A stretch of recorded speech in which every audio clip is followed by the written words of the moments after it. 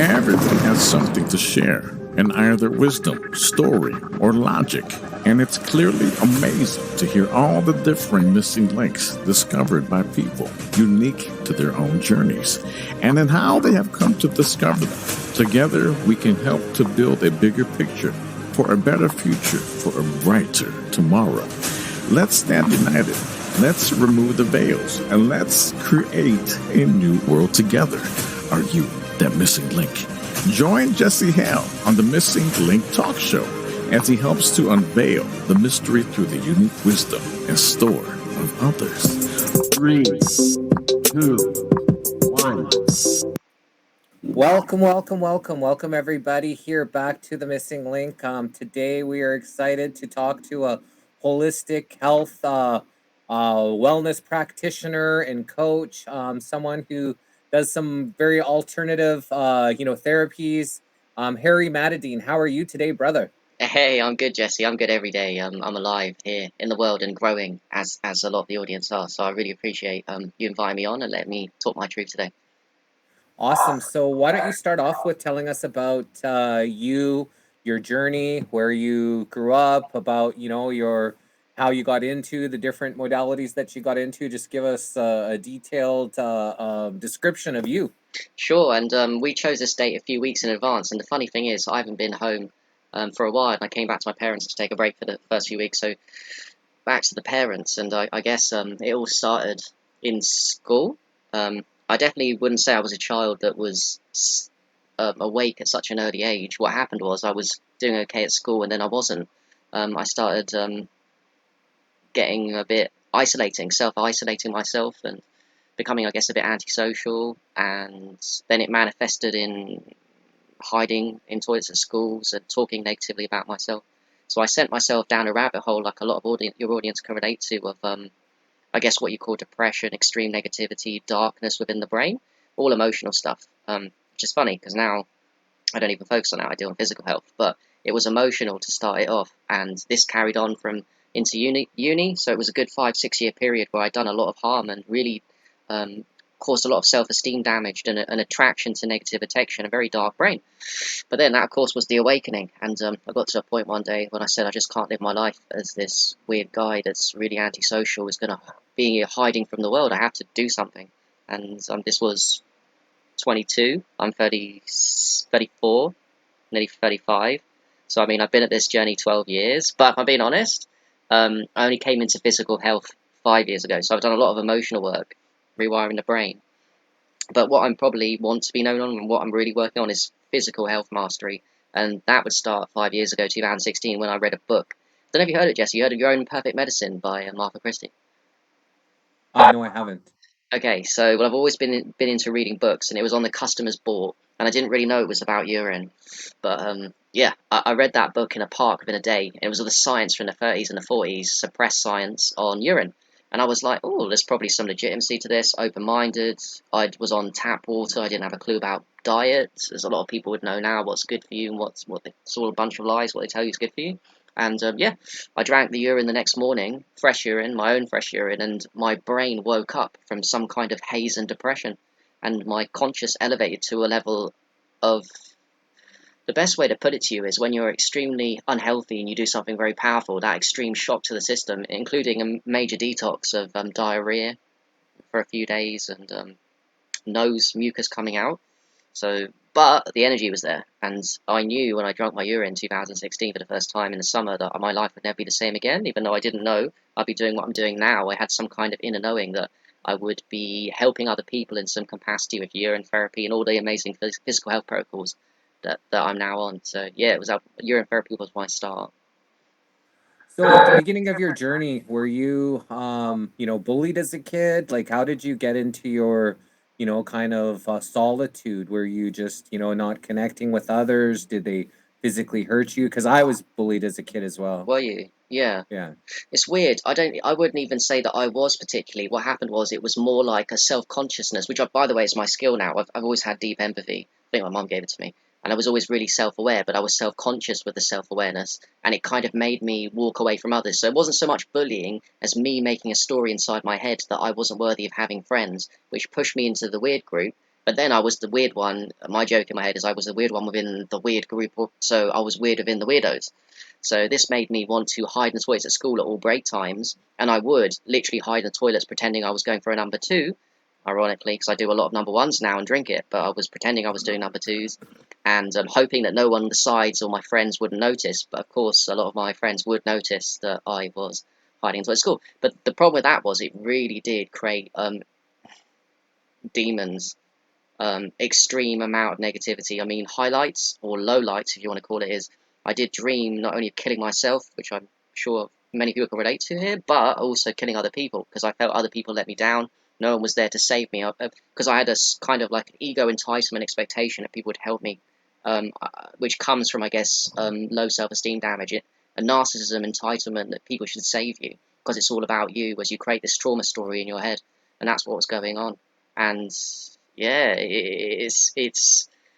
I've come so far I can't relate to that zone anymore, but I can explain it. If that makes any sense. The vibration's not there that I was at, but I know it was real at the time.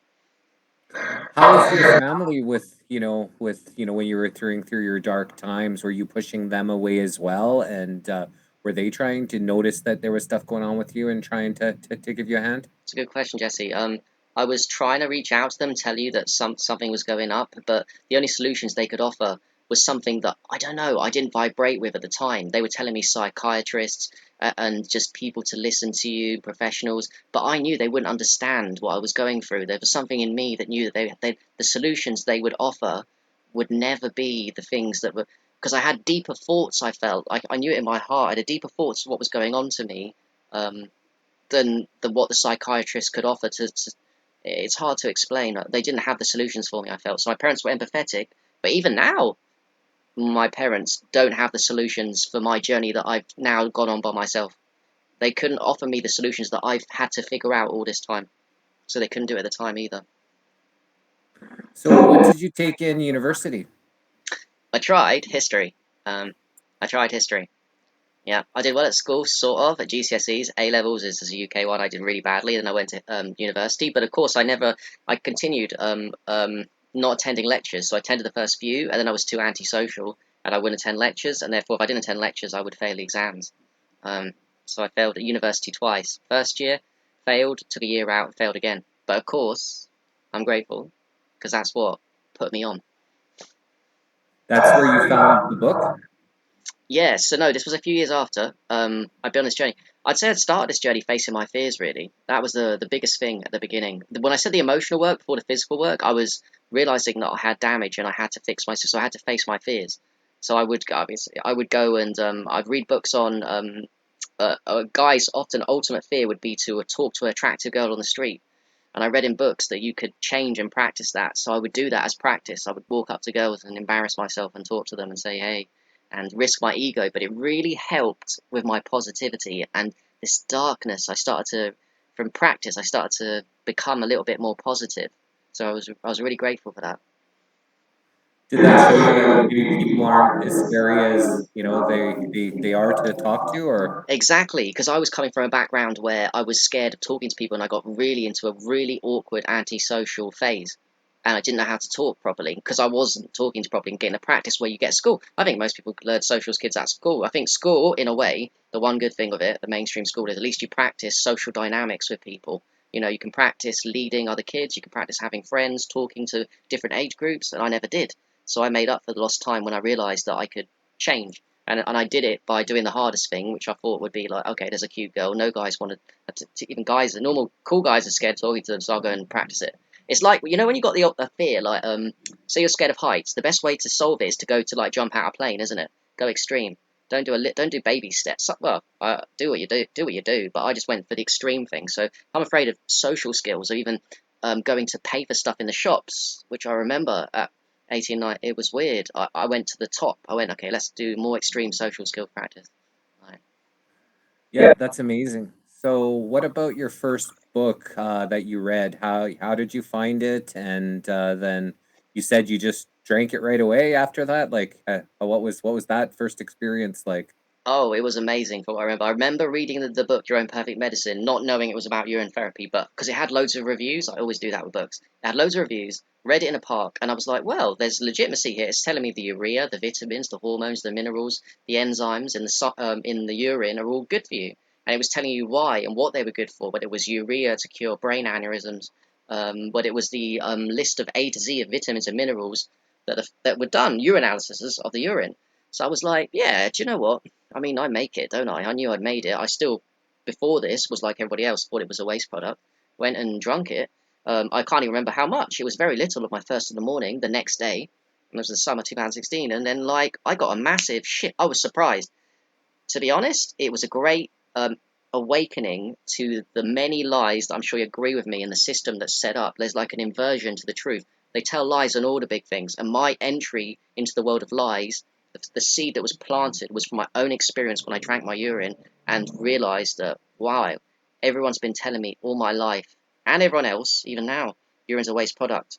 So why? And that was the beginning of the journey. Yeah, everything seems to be inverted and perverted. So, it's trying to disseminate through all the bullshit to figure out what is actually truth and not truth out there.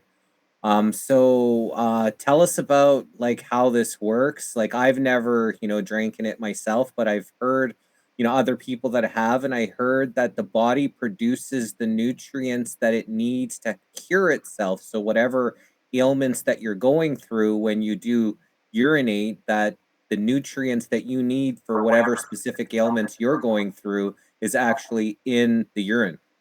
Yep. Everyone is fighting disease as we speak. We live in a toxic world. Everyone is making cancer. Everyone has diseases that are coming up in the body. And everyone, because the body is, in my opinion, God given and all powerful and designed to cure itself, there is no greater example, maybe, apart from fasting, of the body being able to cure itself by itself with the need of nothing else than your urine, which is in effect your blood plasma. So, like your blood, 48% is plasma, like a yellow thing. And that's what the urine looks like. It's basically 48–50% of your blood filtered by the kidneys. The liver removes the toxins. The kidneys filter the water, and then you could argue it's dead water but filtered. And then the heart is the vortexer, but that makes the urine come alive again. So it's living, structured water, which I believe and I can prove is the main reason. Although we can go all over the place, I love to geek out at people on why urine is amazing. There's so many different things. The main reason is it's living, structured water. Kidneys distill, heart vortexes it, comes out in the urine, the bladder, and it's almost like it was designed as a fountain of youth, a fountain of health for any kind of emergency, whether that be drinking it for hydration, whether that be emergency cuts and bruises, whether that be poison snake bites saving your life. It seems like it's a panacea for everything. Your own wee wee, you know. I've heard that when people get stung by jellyfish, that you could just urinate on someone else and on their jellyfish. That sorry, even yourself, and that could take the jellyfish would come off of you and wouldn't continue stinging you. Yeah, that makes sense because I think all toxins and poisons are, like in a simple way of putting it, positively charged. They're not supposed to be there, and they're positive things that go in your body. You're a negative energy electric frequency, and the urine is electrically charged, so it comes in there and it attracts the positive from the jellyfish sting, the poison. The earlier you get this poison sting with the urine, the better. Don't let it go in too deep. As soon as you get bit by a snake, this applies for all of the things, and then pee on it, and then it'll pull out. It's a pulling because anything that's opposite charge will attract and pull out the body. The urine is amazing, amazing weapon. That's just fresh urine. I specialize even in aged urine. I haven't even written books on fresh urine. I've only written books on aged because the fresh I love to cover, but there was no one that wrote a book about fermented, smelly, even more triggering. So if people listening to this are a bit like on the fence about fresh urine, wow, the aged urine is even more powerful, way more powerful. So how does that work? Wow, it's this echo. I still hear that little echo in behind. Okay, now it's subsided. But so the difference between fresh urine. So how does that work when you? I heard you do it first thing in the AM when you wake up is the best. So That is when the you best to first wake up. start fresh urine therapy, yeah, I'd say. Although all urines are good. I've never been one for dogma, but yes, because you've fasted overnight. I mean, I assume no one gets up in for too many midnight snacks. No one's drinking too much at night time. We're doing some kind of fast. So more nutrients, more the water's becoming more structured. So it's a really, and it's also got more melatonin. Sorry, that's a huge one too. So there's more the sleepy, relaxing alpha brainwave melatonin. Even the fountain of youth itself. People say high melatonin makes you live longer. So there's a huge argument for if you're going to start urine therapy and you want a wow result, go for your first of the morning fresh like I did. So now, do you have to? Wow, that I'm gonna try this. So do you have to when you first use the urine, do you I hear that you're supposed to not put it right in the cup, you pee a little bit out and then you use the rest because the very first part of it is better not in what you drink. Is this true? Well, that's interesting. You're talking to a guy that basically, and there's loads of advocates for urine therapy that I'm sure you've seen. I'm not the only person practicing it. Loads of people do. I'm huge on. I don't subscribe to dogma. I've tried everything. I just want people to do it. So I just say. I even spoke to a lady who interviewed her today, and she said she reminded me of something. She said, "Just do it." You know, like Shia LaBeouf, just do it. I'm like that too. I'm like beginning stream, middle stream, end stream, morning pee, nighttime pee. You've eaten garbage pee. I was eating garbage, drinking tap water, not fasting when I first did urine therapy and got a wow result. I'm that guy. And then I improved from not having discipline and just doing it anyway. I mean, I still age my urine with plastic. I don't want to, ideally, all of them, but I just know dogma. So for me, I know why people say that, because the ancients, there's some truism to wait till the middle stream. There's a little bit more toxins at the beginning and the end, a little bit. But I've always found, same with the sediment at the bottom. People will pee in a bottle and they'll see like things at the bottom of the urine, and that often stops people from drinking it, or they think the sediment's bad. And I've known for a long time, and many in the community, you just drink it, nothing bad happens. So it's one of experience.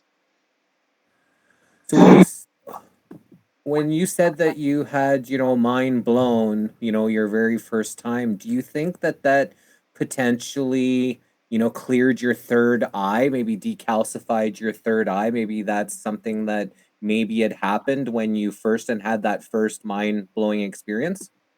Do you know what? I've never actually thought of. Yeah, that's definitely a factor in it. Because I was on tap water. Like I said, I wasn't fasting. I was eating garbage. I didn't know what was good food. I didn't care, truthfully, about diet at all. So yeah, Jesse, that must have been a huge factor in it. Because I do know that aged urine goes straight into the pineal. Medicine that's powerful goes into the bloodstream and straight into the pineal because it's got the highest capacity of blood. I think there's a huge anything you eat or drink goes straight to the pineal, and that includes the bad stuff, but also the good stuff. So yes, that's huge. Maybe my pineal, it wouldn't be surprise me at this point if my pineal was really toxically decalcified and the fresh urine went there and swept up the hugest chunk it's actually ever done since, because it's a non-stop game, this decalcification, but it probably did sweep up, like you said, a huge, I mean, do you want to know what are the things why urine therapy is a way they consider waste? What if we say to you, and it's the actual truth, this urine, fresh and aged, especially aged, but both, they decalcify the pineal. And the pineal is what they want. They want to fuck the whole body up and imbalance us, but the pineal, because that's the sacred center, that is our true spirituality. That's our true superpowers. If that's calcified, we are fucked. And the urine decalcifies it fast. So, when if someone is starting this for the first time, what kind of advice would you have for them? Like, like I said at the beginning, would you start off with, maybe squirting a little off and then as well as how much do they drink? Do you drink as much as you pee into a glass, or do you start off with just maybe a little sip and you work your way up? Like, what kind of advice and what is your practice? What's the recommended amount of daily urine that you recommend drinking? I'd say enough for you to have an experience that you recognize the vibration shift is gonna keep the momentum going for you. So if you take some urine, however much, and you don't feel much different, I'd say do a bit more. Keep doing it until you feel a difference in your consciousness. At that point, you've taken enough for you, and it might vary depending on, you might be actually really clean and fresh urine. I know this. You might be really clean and like a lot of your audience already into health, unlike me when I first started this. They might be on point, and then sometimes you won't feel the effects of fresh urine either because you're doing too little, and also because you're very clean. In which case, I'd say up your fresh urine, or that's why I specialize in aged urine, because no one's going to tell me fermented, smelly 1, 2, 3, 4 weeks urine contained in a bottle that you drink. Use an enema up your nose, because there's many ways to take medicine on the skin, rubbing it in. There's no way anyone's not going to. So my answer to you is, until you get an experience. It's not about doing something logically in a protocol and you don't feel different. You have to, for you to commit to urine therapy, and people try it and know the truth of it but don't commit. If anyone's going to commit, you have to have an experience for you. There's going to be a vibration shift up for you to commit to it, because then that's why I got into aged urine. It was a huge vibration shift up that I couldn't deny, so I didn't need anyone to tell me how much I needed, because I'd like, oh, here's my vibration shift up. And when I didn't take it, and I on days when I was doing too little, I was staying the same, that was no good.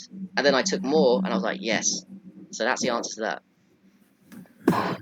So basically, you found the perfect amount that you need, and everybody's different. So, and maybe at the beginning of the journey, you may need more, and as you're going along, you may need less, depending on your body's need or the detoxification that the body is needing to go through at that time. Yes, exactly. At the beginning, I was taking very little of first in the morning, and I was having diarrhea. I couldn't do any more. It was a huge detox reaction. If you suffer a huge detox reaction at the beginning of urine therapy, and quite a lot of people do, don't push it too far, because you're already having a major detox reaction. You can slow down.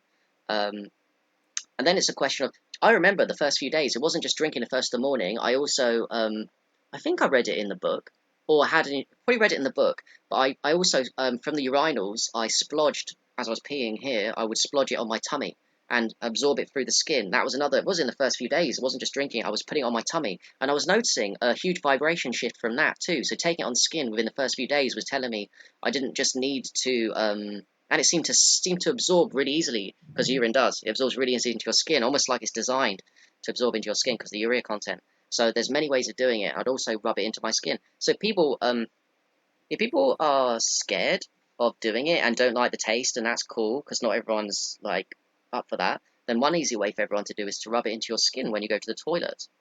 It does go into the bloodstream and the body that way, because the body's smart. I've heard people, if they have athlete's foot, they should pee into the shower, and then it cures them from whatever foot fungus or athlete's foot. So this is something, that I've heard a lot over the years. Absolutely. Yep. Anyone's got any foot fungus, athlete's foot, go in the bath. A great one is in the bath. If you never messed about with urine therapy, then go in the bath and pee in the bath. Do you know what still shocks me to this day? Because when I come back home, I have to have a tap water bath.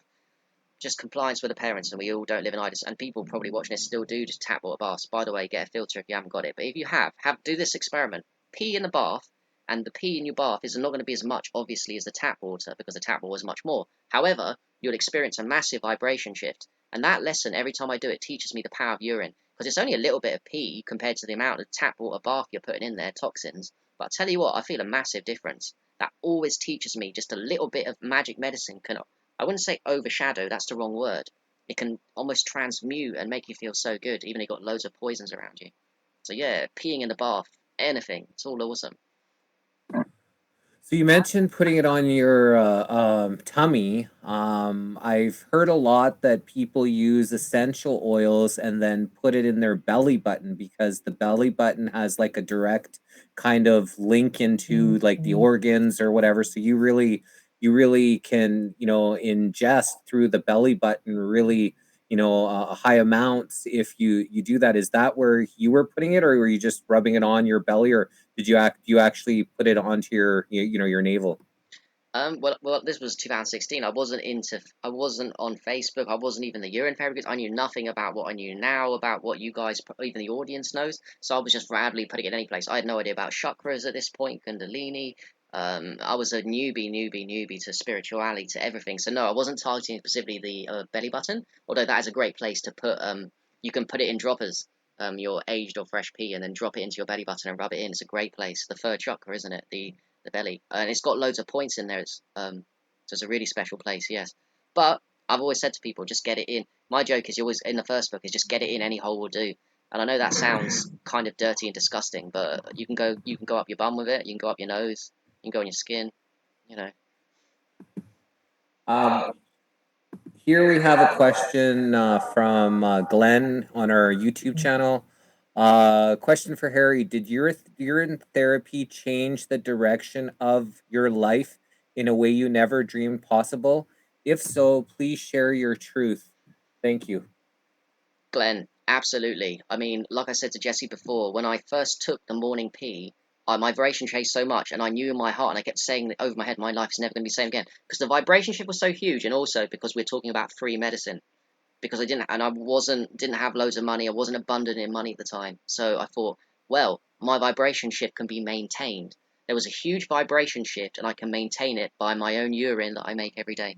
So to answer that, absolutely, it literally set me on the path to fasting, to all the things that in holistic health I believe in now: fasting, semen retention, growing your hair long, sun gazing, grounding, being naked as much as possible. All these things I've been led, all the things I've learned in spirituality, of all from Facebook and people, have all really started with the urine therapy. It got me in the communities. We've got Love a Light Red Rudy. Do you fill a glass in your kitchen, or do you like take it to the bathroom? And do you prepare yourself before? Like, do you have, for the week's supply, or are you doing it, every day? You're just filling up if you're at a friend's house and you just take a cup to the bathroom, or like, how does this work? I usually carry some aged with me, and I'm always peeing in. I do have a load of glass bottles, so it's normal stuff that I finish drinking, and then I'll put the urine in that. That's not that old, aged, and I'll always be drinking it. Most of the time, with aged urine at the moment, I'm lazy, I guess, for me. So I'm not doing enemas anymore, and I have done them in the past, and they're great. I just drink it most of the time, and if I remember at night time, sometimes I'll rub it on my skin. I've been more extreme when I've written my books, where I was doing everything under the sun and spending my entire life entire day doing urine therapy, but it wasn't practical. So now I've got other things to focus on too, because I'm holistic. I'm One of my character assignments is I'm very holistic with what I do. I don't just do one thing. I don't even focus only on urine, even though I guess I'm known by a lot of people for it. So I go everywhere, and but I always every day now try and do my aged. I'm starting to build a routine, discipline, getting on my power stuff.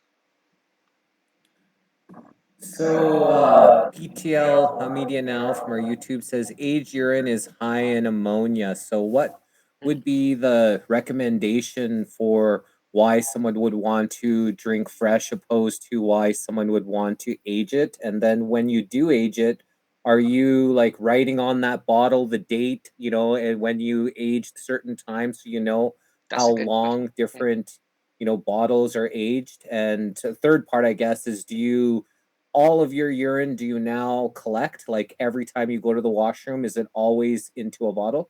So since I've been living away with my parents most of the time, I only come back here briefly for a few days to visit them. Yeah, in my room at my place, I've got pretty much I don't waste any of my pee now. I've got so many bottles under my bed. And I'm not the only person. I'm a complete geek. And to answer your question, Jesse, I don't need to write the date, so that's a good idea. What I've learned is what everyone will know. The truth of aged urine is it gets more powerful as it ages, and you can know it's more powerful because it gets darker. So your urine will start a certain color as you keep it in a bottle fresh, and as it goes along week by week, you'll notice it get darker. So I can compare my bottles, ones that are slightly darker or really dark, and eventually black. Believe it or not, after a year or so, everyone's urine goes completely black and becomes tasteless and non-smelly. You can actually tell how old they are without me having to write the dates. It's amazing. It's an art. It's a true art. The art of fermenting urine. Um, yeah, it's a complete art form. Is at any I just have to click oops, I just have to click the mute button every time that otherwise I hear this big echo in the back. But is there a time where, urine that's aged isn't drinkable? Is it when it gets to the point that it's black? Like you said, is that still, do you still, have you drank in it? Do you still drink it? Is there any benefits, to drinking black urine? Yeah, so the rule of age urine is this: every day that goes by, it becomes more structured. It becomes more oxygenated, more alkaline. You can prove this with a pH strip. It becomes more uber super structured is my joke, but it becomes more structured. It becomes highly negatively charged. And yes, as you said, Jesse, it becomes darker, darker, darker, darker, darker, darker, until eventually after 9 months plus, doesn't matter how healthy you are or unhealthy, as long as you're alive, your urine will go black. This is like the holy grail of, they're all good, but it's the holy grail of aged urine. It becomes not only not smelly, it becomes actually quite tasty. And it's really odd and beautiful. At that point, it's really, really, really powerful.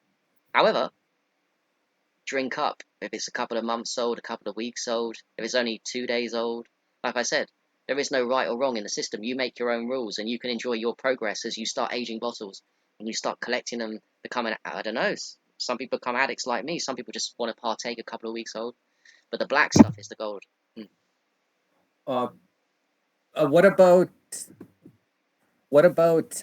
your, like, someone else's urine? Like, if you have all these bottles and someone, was sick and needed, and couldn't really comprehend, say, peeing in a glass, say they were just really out of it, could your urine be able to help somebody else, or is everybody's urine specific to themselves?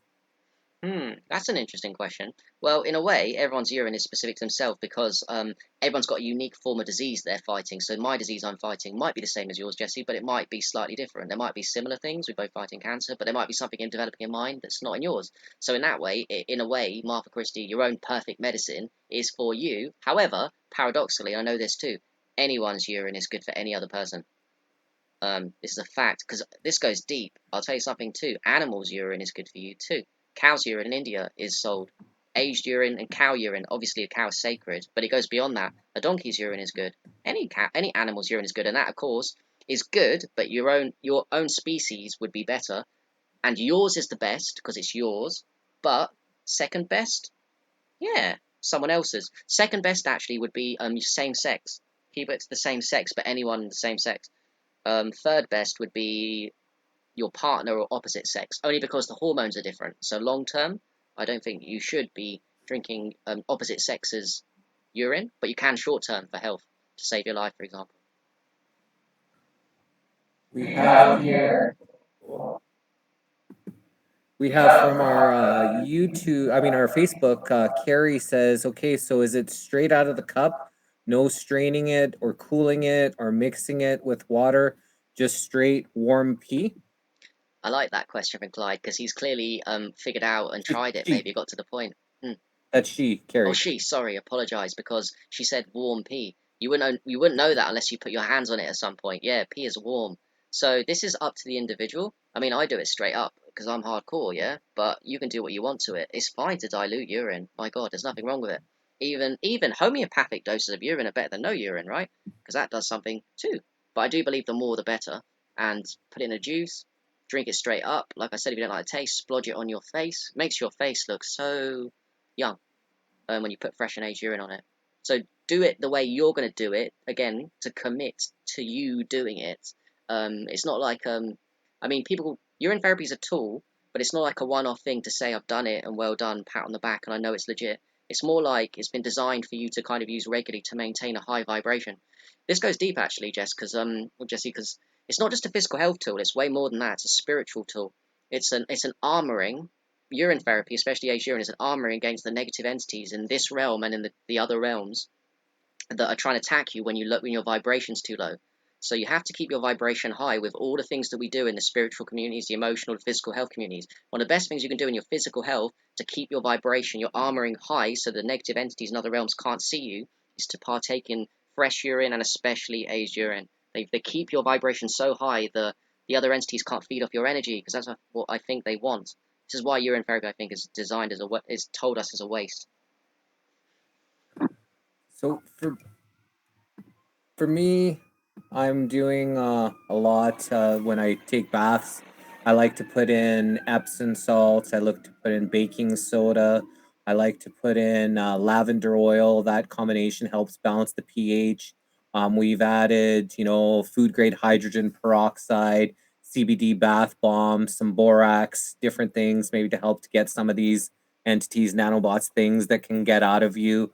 So you're saying especially if people, kind of having a hard time, maybe possibly drinking it, Mm. they could just fill up a bath and, whenever you really need to go pee, go take a bath and then fill up that tub, when you get in with that pee water. That's a good way to start. And would I put all these other things like the Epsom salts and stuff with the pee, or would you just want to do the pee alone and do a bath with all these other things, at a different time? That's a good question. I'd say, and I know this to be true. One thing is cool, but I'd do what you're doing, Jesse. You'd add in a load of things and just keep going. I mean, a bath's not limited. The water in there, just bung everything in the water. The bath bombs, the CBD, you said, the lavender oil, and the fresh urine that you needed the toilet. Maybe you held it before you went to the bath, and especially the aged urine. Whack that all in the bath to keep your vibration high. Because when you put something powerful medicine in the water in a bath, it's encasing your whole body more or less, isn't it? Through every pore of your skin. Your skin is the largest organ of the body, isn't it? So if you're bathing in all these amazing things that you're putting in and urine, you're essentially anything that touches your skin, good or bad, goes into the bloodstream in the body. Most people put bad stuff on their skin because of the way culture is. How about if we start putting some good stuff through a bath all over your skin? What's that going to do to your vibration? It keeps you very high, and then demons can't even see you in other realms because your vibration is too high. So does this take, not wanting your kids to pee in the pool to a different level and saying, kids, you need to go to the washroom just right in the pool, is that's the place to be? Is that what parents should be telling their kids with this type of knowledge? Oh, hang on. Yep, absolutely. And that's another conspiracy you just named, Jesse, because look, what do they tell you in a chlorinated pool? Yeah, chlorine. Chlorine is a fucking disaster. That's what they used as mustard gas in the 30s. That's what they put in the water, and it's like bleach. It wipes out the good bacteria and it wipes out all the bad bacteria and wipes out the good too. It's a complete disaster. It kills the microbiome, chlorine. As soon as you enter a swimming pool and your body's encased in chlorine, you're fucked. So, of course, another stupidity that the psychopaths do to make us laugh, an inversion of the truth is, in a chlorinated poison pool, which, by the way, you should never enter a swimming pool if you've got the choice and you really care about your health, your children's health. You shouldn't even consider it for your children. A bit extreme what I said there, but I really believe that in my heart. But if you are in there, the reason why they tell you not to pee in it is because the one good thing you can do whilst you're in a poison environment is to pee and put some medicine into the chlorinated pool. And they don't want that. So they laugh at you and think, haha, we've got them in a poisonated pool and we're going to tell them that the medicine, the one thing they can do to make it better, is wrong. And that's how they laugh at you because they're really sick, the people at the top, the psychopaths. They invert everything. And yeah, peeing in a pool is good. That's why the joke's there. There's nothing worse than chlorine in a pool. I can't think of anything worse. So they say that, if you ever tested one of these pools, they find so much urine in it anyways. All the kids are peeing in the pool. So with that, what you're saying is that's a good thing that they're doing that. And we have Rudy here says, when you showed the bottle, was that like your own label? Do you got your little own labels on the bottles, or do you just use a wine bottle that has the label on it? And is that what you showed? Well, there we go. I haven't branded myself properly, so I should have my own labels and branding for them, but I don't know. I just pee in bottles of like things, the naughty drinks, I guess, like ginger beer, fermented ginger, the Fentimans, anything naughty into glass. I'd buy mason jars. I do have them too. But no, I don't have branding at all of my stuff. But that is a good idea, isn't it? Brand our own urine, start our own brands, and then have our own age. One idea I had, Jess, I'm actually going to do this, is time capsules. Put your urine under the ground in a time capsule, leave it 10 years, and then dig it up, and it'd be very powerful. Or even, you forget about it, and then someone digs it up in the future, and that's medicine, because I think there's an awakening going on with urine therapy. It'll be recognized more and more by randomers as the medicine there is when someone finds the urine there. Because I'll be wondering, why does someone put a pee bottle underneath? It's all good. So are you saying that pee can potentially be the gold of the future? It's the gold of today. I saw a meme recently. It's there's fool's gold and then there's real gold. It's the liquid gold. It's the elixir of life. The Shivambu Kampa. The ancient Indians talked about it in the Shivambu Kampa. It's the real gold. I mean, you're worth your weight in gold, but you make liquid gold, and everyone has value here because everyone's a powerful God consciousness, and you make magic medicine every day. And by the way, no one ever needs to die in Africa if you think about it from not eating. when we have urine that they make, which the lie tells them not to drink the urine when they could be fasting and thriving or surviving on just relooping urine, whilst they can't afford to have any food. They could be really healthy on urine. So people are dying needlessly because of these deliberate lies. It goes very deep, the lies of the system.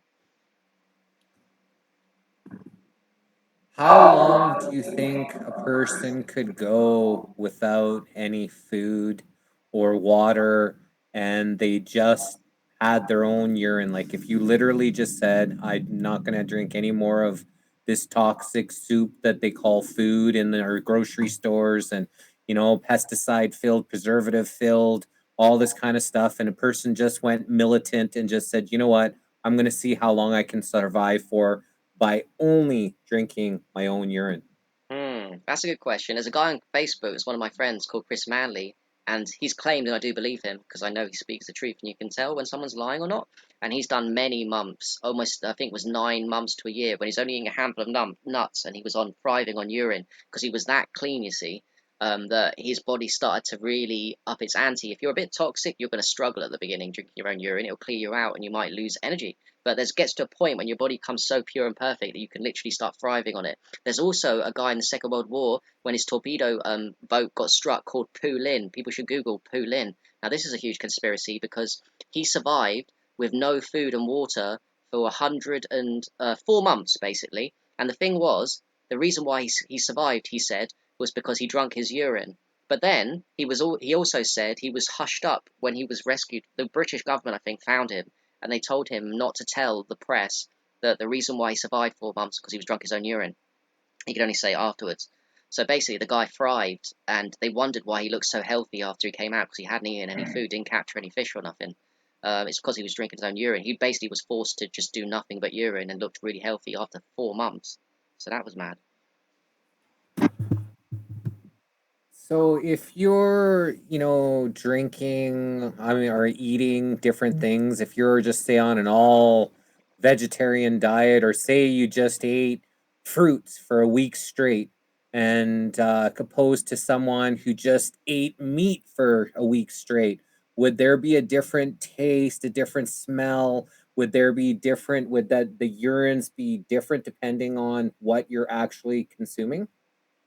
Yes, so fortunately or unfortunately, depending how you look at it, the gauge of your diet and whether something's good for you health-wise can often be said to come out in the urine. Because if you eat cooked meat, there's no way you're going to eat cooked meat and taste that urine. Not that you shouldn't do it, by the way, on that diet, eating loads of cooked meat. But if you do eat cooked meat and drink your urine, you're going to find that the taste is absolutely disgusting. Do that experiment. Then, if you go and do another experiment, eat steamed vegetables and just fruits for a day or two, and then drink those urines, you're going to find the taste is completely different and actually not that bad compared to if you was eating cooked meat with potatoes and wrong combinations. And so for that way, you can work out almost that what's right or wrong. Although there's no wrong when it comes to urine therapy, you can work out from diet. And then it could be a gauge to improve things. So you might start out with loads of cooked meat, drink your urine, not liking the taste. The urine might raise your vibration eventually over time as you walk your journey to change your diet slowly. So it's a great feedback of what is right to eat in your body. Your urine always tastes much improves when you don't eat anything. You go on a water fast, juice fast, your urine will taste good. You dry fast, your urine would taste like coconut water. The more urine you take, the more your urine will become nice tasting. But it's not a reason not to do urine therapy just because it smells and doesn't taste right because you've eaten something bad. So I've done lots of fasts in my life, mostly the master cleanse, where I just drink the water, the maple syrup, cayenne pepper, and lemon juice. I've done that one time for 14 days. 15th day, I just drank orange juice. 16th day was the first time I had any, food, a light little salad and soup. I've done a 3